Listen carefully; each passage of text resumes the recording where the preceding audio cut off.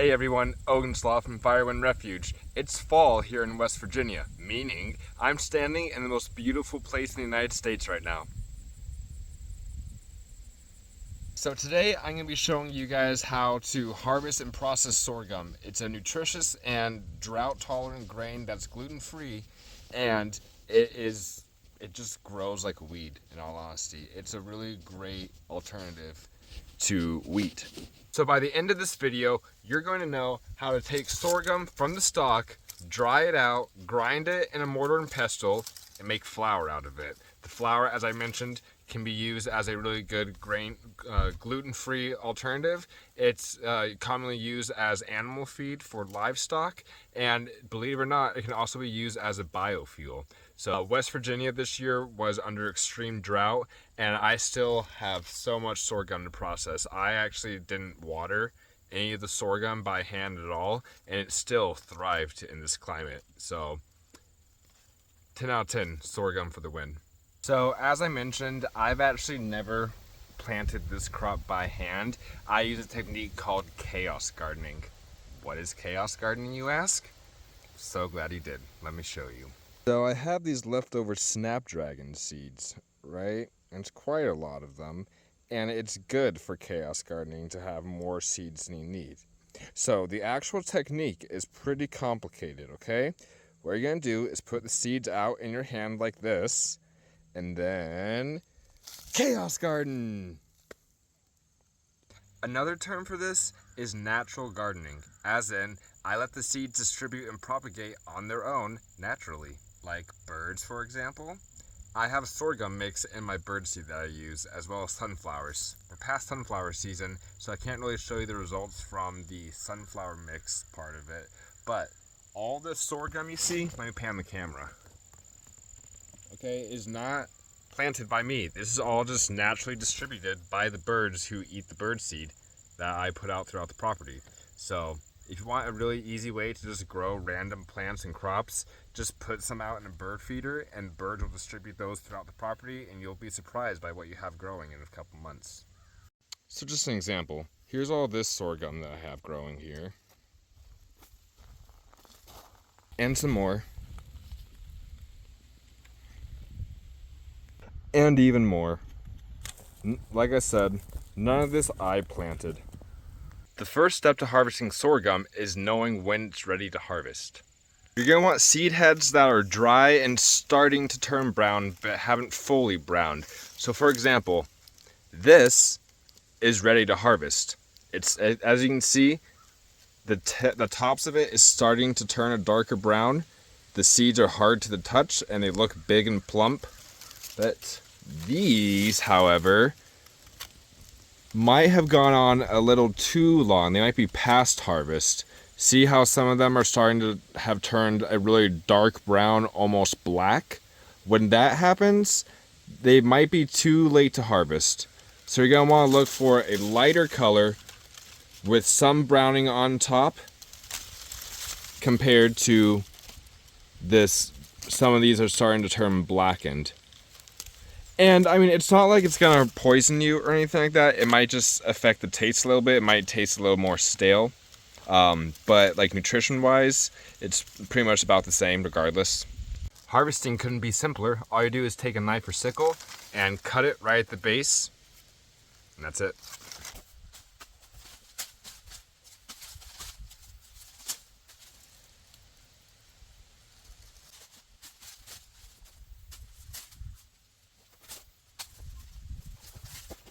Alright, now that I got this sorghum harvested, it's time to get it drying. That's the next step.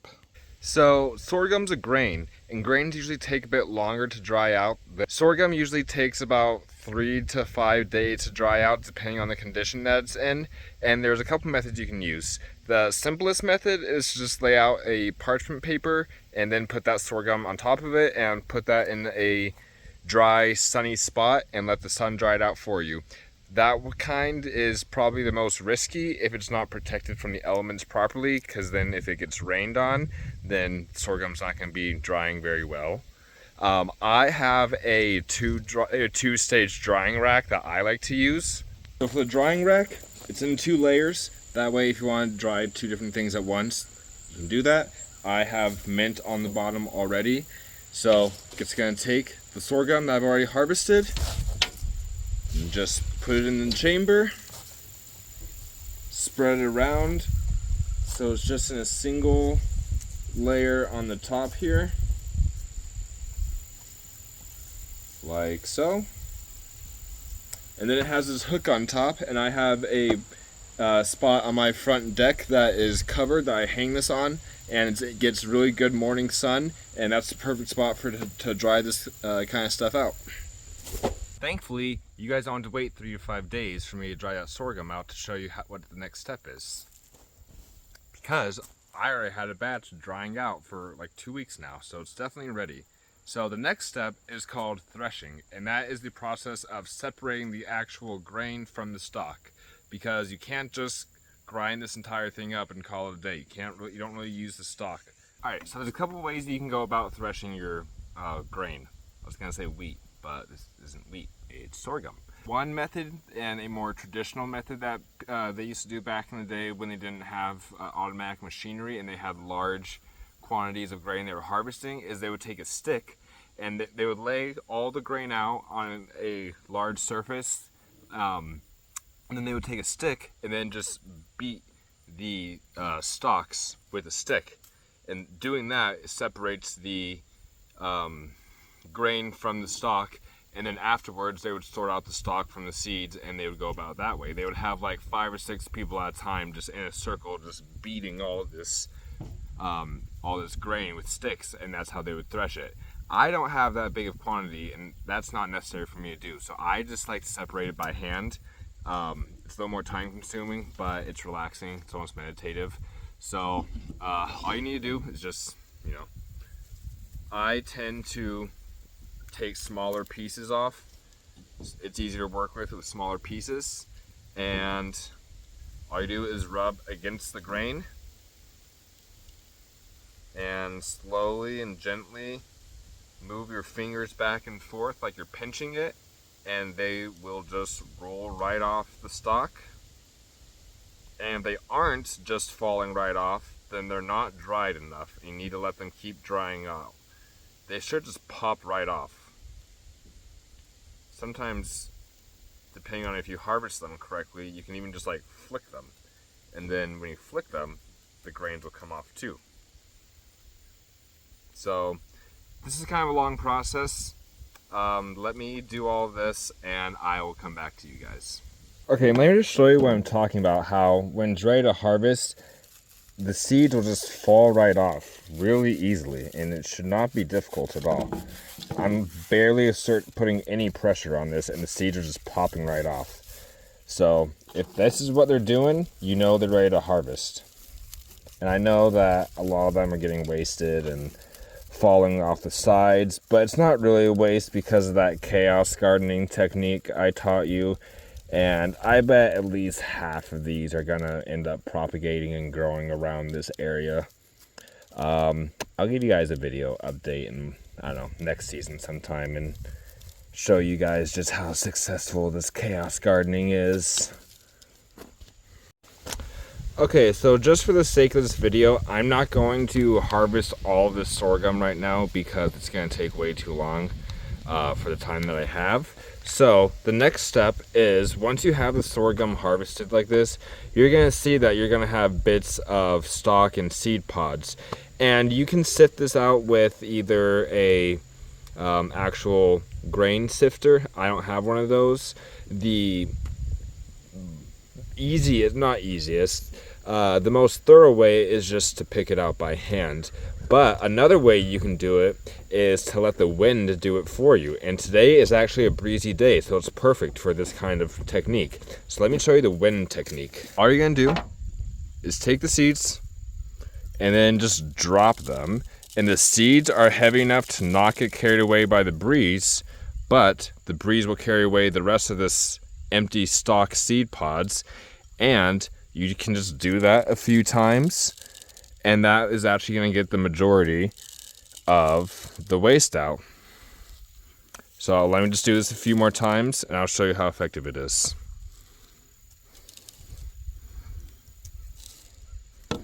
Okay, so just so you guys see, this is after one round of doing it. I'll do it like 3 or 4 more times, and then we'll see where we're at. Okay, and this is what we walk away with after doing the wind separation technique 3 or 4 times. I know there's still some white seed husks in there. I'm not too worried about it. If anything, it's just gonna add a little bit more fiber to the flour than you would in like a commercial mix. If I was selling this for commercial use, then I definitely would make sure all these seed husks are out of the mix. But at that point, I would probably have some sort of automatic machinery to do it for me, so I wouldn't be worried about it as much. Anyway, let's move on to the next step, the mortar and pestle. Alright, so here we are. We have the seed separated from the shaft, and we're ready to turn that seed into an actual flour that we can use to cook with. So how do we do that? There's a few methods you can use. I've already hinted at my preferred method, and that's with the old-fashioned mortar and pestle. If you have a coffee bean grinder or a food processor, you could use that to speed the process up. Okay, so I got my seeds, got my mortar and pestle. Alright, so what you're going to do is take a small batch, put it in there, and then just start grinding away. And you just grind and grind and grind and grind and grind. You can push it, you punch it, you stir it. You know, and don't be afraid to be too aggressive with it either. You're not going to damage the seeds at all. You're trying to pulverize them. Ooh, just spilt a bunch off the side. That's okay. Some sort of critters will eat it. This process is very involved and tedious and takes a long time, but I'm more of an old-fashioned traditional kind of guy, and I just like the tradition of using a mortar and pestle compared to a food processor. As you can see, slowly it's turning into a powder. Okay? You know, I heard this really cool trick that YouTubers can use to speed up the process of certain things.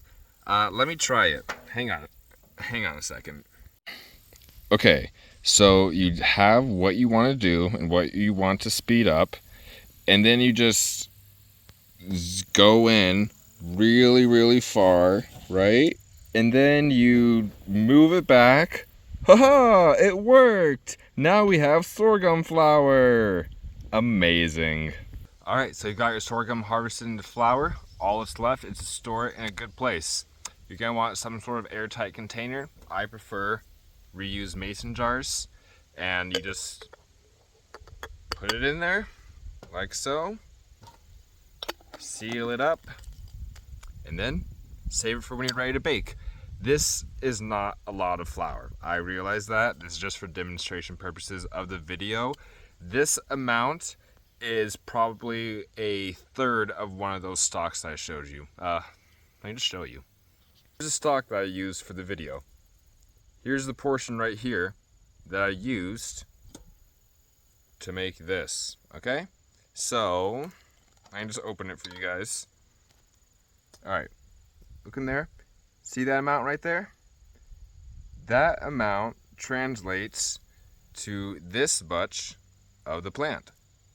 So there's your visual. Stored properly, sorghum has a shelf life of about a year, so keep that in mind whenever you're storing it. I like to put a piece of tape and then put the date that I package it away. That way I know how long I have to use it. Well, as you can see, the process is a bit involved, but it's pretty straightforward and simple. It just is time consuming, I guess, but all good things in life are, aren't they? I hope you enjoyed the video. Make sure you like and subscribe. I'm Ogonslav Firewind from Firewind Refuge. Go hug a tree. We'll see you guys next time.